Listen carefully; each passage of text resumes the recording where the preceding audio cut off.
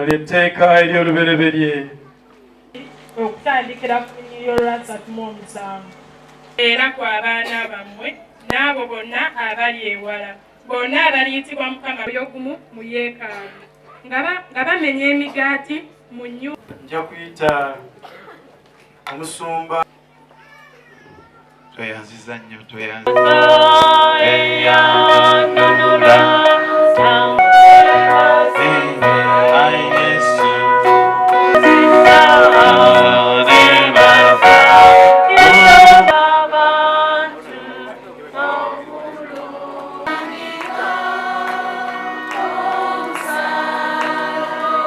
God is good and that is nature. Wow!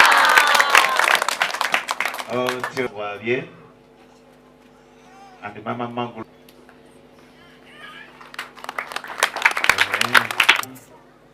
Katonda yeebazibwe olunaku lwaleero omulindwa mu St. Peter's zio wano gwe wakolerako nga naye nange nesebo tusanyuse nnyo okulaba egamba bw'obeera ku kifo nga ekitegeera ekintu ekyo wange nekyo tulala ezo zisiima emirimu egyo banyabo ne basebo emyaka 10 bannange ne presentinga ripooti wano mu busumba bwo tulina essomero St. Peter's tajja Paul Gaston ali ludda wa sebe Mukama mwana wa n'ekisa kye kiva mu ggulu anyikirenga okubeera emirembe gyonna era omwongerengako omwoyo gw'omutukuvu okutuusa lwalituuka mu bwakabaka bwo obutaliggwaawo. N'ekisa kye kiva mu ggulu anyikirenga okubeera emirembe gyonna era omwongerengako omwoyo gw'omutukuvu okutuusa lwalituuka mu bwakabaka bwo obutaliggwaawo.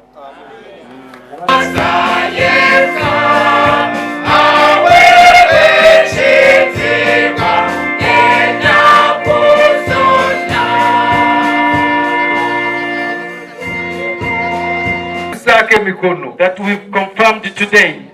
Tolemererwanga ekintu kyonna. Don't fail anything. Ogendanga ku mavivi. Go to your knees. Somugamba Mukama and tell him, God. Bishop yali atusiibula. When Bishop was bidding farewell to us, yatugamba nti oli Katonda ayinza byonna. Told us that you're the Lord who's able to do all things. Ensonga yiineze. And this is the reason here. Mukama ndi masaŋŋanzira. I am at the crossroads. Omanyi byonna. You know everything. Kubo kiri embankwata. What road do you want me to follow? Mukama agenda kulaga ekyo. And the Lord will show you. To me, challenges have been opportunities.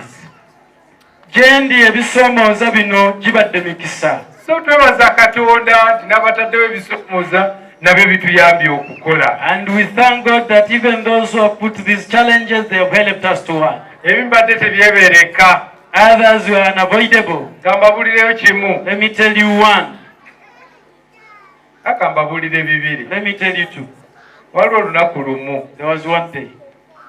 Twali wano. We were here. Nabagera byali bigenda mu maaso. And there were things that were going on. Ne batuyita mu kooti. And they asked us in the court. Nesanga ndi mu kaduukulu ka kooti. I found myself in a cage of the court.